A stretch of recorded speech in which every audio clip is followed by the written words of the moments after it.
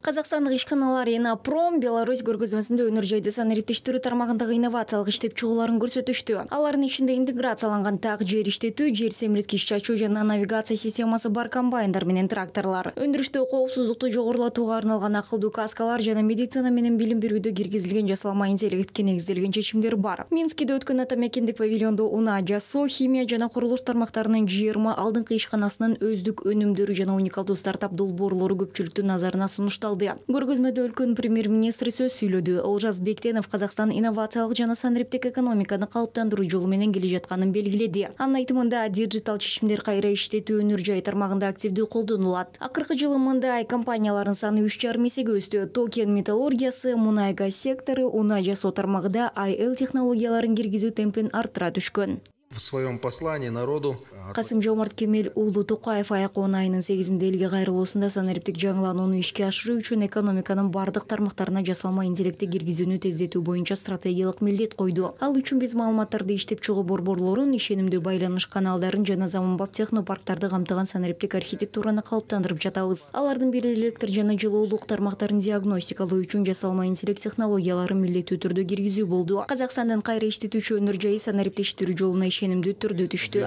По пути цифровизации.